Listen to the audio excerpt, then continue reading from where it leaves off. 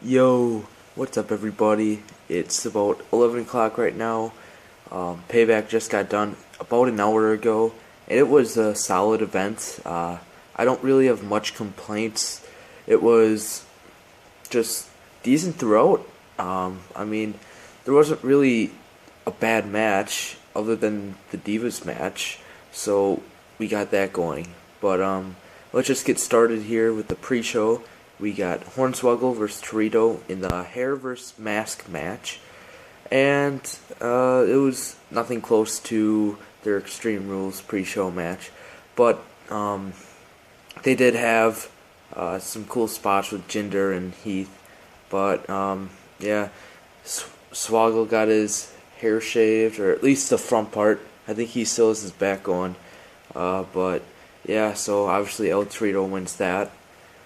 And then we start the show with Antonio Cesaro versus Sheamus, and that is where Paul Heyman dropped a pipe bomb on CM Punk. He said they started chanting CM Punk when Heyman was talking, and then he says, "Oh, if you want to see him, go down there. He doesn't care about you guys. He cares about the Blackhawks." So that was pretty awesome. And then Cesaro and Sheamus just ended up having a really good match.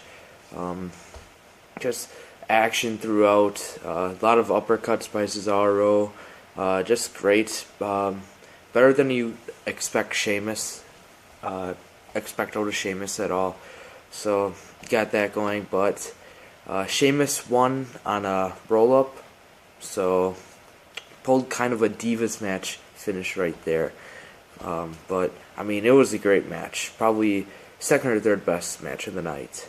And then, next match, it was okay. You have Rhodes versus Goldust versus Rybaxel. This was set up on the pre-show. They had an altercation or something, so they went at it, and then Rybaxel ended up winning. It was better than I expected. And then at the end, after Rybaxel won, Rhodes says, "Oh, I'm too bad I can't be your teammate, even though I'm your brother." So, I don't know what's in the future for them, but maybe it's the start of their little breakup thing. Maybe we'll get a match at SummerSlam, like a slow build or something. Maybe even sooner, who knows. But, yeah, Rybaxel won that in a solid match. And then you get Rusev versus Big E Langston. There's a little build up there, when they had Jim Duggan a few weeks ago on there. This is probably one of Rusev's better matches. They did have a really great spot where Rusev's on the apron and Big E kind of spears him right over the ring. That was probably the best part of that match. Other than that, it was a pretty short match. Probably one of Rusev's best matches so far. So, obviously you have Rusev winning. I don't think he'll lose anytime soon. Next match was supposed to be Kofi versus Bo Dallas. Bo Dallas cut a promo in the ring, and then, I can't tell if it was a few minutes later or just a little bit later, Kane comes out before the match even gets started. He demolishes Kofi, and then once Kane leaves, then Bo Dallas cuts another promo about how he needs to believe and everything. He'll get better if he just believes. So, yeah, never got to see that match happen. That's probably a good thing. Next match was solid. It was for the Intercontinental Championship. Rob Van Dam versus Bad News Barrett. I'm surprised, but actually not really because it's a Chicago crowd. They had dueling RVD and Bad News Barrett chants, which was pretty nice. And they also had a solid match. Missed bull hammers a few times. I think one time he missed the bull hammer and hit the turnbuckle or something like that. That was a nice spot, but RVD not enough. Bad News Barrett retains. And then, after this segment, you have what probably wasn't the more look forward to points on this show. You have the decision on whether or not Daniel Bryan will keep his belt, or if Brie Bella loses her job. So, I think Stephanie's talking about them about quitting. Then she mentions CM Punk along with that. I can't remember the exact line, but it was a pretty big burn. Maybe there's some footage on YouTube already. If you don't have the network, somehow you don't have the network, try looking it up on YouTube or something. It's worth seeing. Everybody went crazy for it. My timeline was blowing up on Twitter, so that was great. And eventually, Brie Bella won't let Daniel Bryan give Stephanie his belt, so she slaps Stephanie after she says she quits. I guess Stephanie's embarrassed, and she runs out of the ring. End of segment right there. Great segment all over. Definitely worth watching. And then we get to probably the best match on the show. And it's surprisingly the best match on the show. Bray Wyatt versus John Cena. There's just carnage all around thanks to the Usos and the Wyatt family. I'm pretty sure I saw Luke Harper do a superplex off of a turnbuckle onto 2 tables. There's just a bunch of carnage. It was great. Just action all over, action-packed. A lot better than their Extreme Rules match, and probably, better than their Mania match. Even though Cena did win this match, he literally buried him. Not Triple H bury, but he put him in one of the boxes by the production area, and then put another box over that to secure the 10 for the last man standing stipulation. John Cena wins. I don't know what they're going to do with this feud coming forward. I don't know if it's over at all, but I don't know where they could go from this. So we'll see on Raw tomorrow. Just, again, phenomenal match. 4-star match. So definitely see this one. And then next we get the Divas match. Alicia Fox versus Paige. It was just typical Divas match. Fox didn't do anything after she lost. Well, nothing noteworthy. I think she just yelled a few times and just sprinted towards the back. I haven't watched the press conferences they do on the post show. I heard she went crazy on there. I haven't seen that yet. But you have Paige retaining.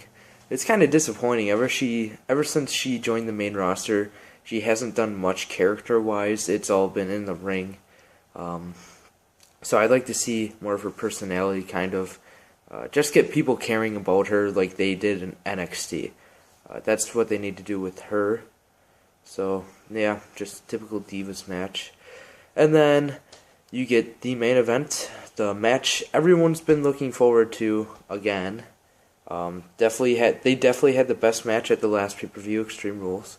You have the Shield versus Evolution in a no-holds-barred elimination match. And it was weird because like the first 5 to 10 minutes of it was more of a traditional 6-man tag. It's like they didn't even know it was no-holds-barred at all. And then they had one sneak attack where like the ref was distracted by one of the other people, and then they sneak attacked. I don't know what was with that at all. But eventually they all got outside of the ring. That's where everything started to happen. Seth Rollins took a monitor to the face. And then, let's see. I think it was Rollins again at one point took a pedigree through a chair. I know Ambrose got side slammed through a chair. Just carnage all over. And then it was a 3-on-1 opportunity for Evolution. It was them versus Reigns, all in the ring. I believe they put Reigns on the steel steps and then kept hitting him repeatedly with kendo sticks. So it was pretty bad. And then I think they went outside of the ring to finish off Ambrose. And, well, they did not pin Reigns yet. I think they went to check up on Ambrose and Rollins out towards the entrance area. Ambrose takes one of them out, and then Rollins goes kind of on top. It's not all the way on top of the Tron, but I mean like it's like a little Tron. I don't know. It's pretty decently high up there. He does another one of his aerial assaults. Just takes them out. That was awesome. That was probably the highest spot on that match. Just great right there. And then they eventually all get back into the ring right after that. And first, Blue Tista, because he was wearing all blue. He looked like a huge blueberry. So people called him Blue Tista tonight. He got eliminated. And then I believe Orton next. And then Triple H got a sledgehammer. Looked like he was going to take out a lot of the Shield people. Mind, it's 3 versus 1 right now. They eventually get Triple H neutralized. Not with the neutralizer, not Cesaro, but I mean, like, they beat him up pretty well. And they get the clean sweep. I was so surprised. I was waiting for some sort of, I don't know, some sort of special surprise. I thought it was just kind of fishy that they, that it was 3 versus 1 already. And then when it was 3 on, just the clean sweep, all 3 of the Shield members remain. I was like, wow, that's pretty cool. I don't know what the Shield's going to do next. I don't know if this will go on with Batista moving on to his movie probably. Yeah, I don't know how Evolution can come back to this. Maybe they get Cesaro to join or someone. I don't know. But yeah, I'm actually looking forward to more matches like this. Almost as good as Wyatt Cena. They're pretty close. Just that the Shield and Evolution, they just kind of had that slow start where they did the traditional 6-man tag. But overall, on the show, it was very enjoyable. It exceeded my expectations 100%. Not really that bad of a match on here, other than the Divas match. So, yeah, I'm looking forward to Money in the Bank now. That's about 29 days. So, yeah, a total probably 8 out of 10. I'll give that. So, not bad at all. So, follow me on Twitter at BigBernieCool. Add me on Facebook if you want, Bernie Roger. And then, like, comment, subscribe, please. I'll have more videos coming once summer starts. Summer starts next week for me, so you'll see more out of me then. Hope you guys enjoyed this video. So, yeah, see you guys later.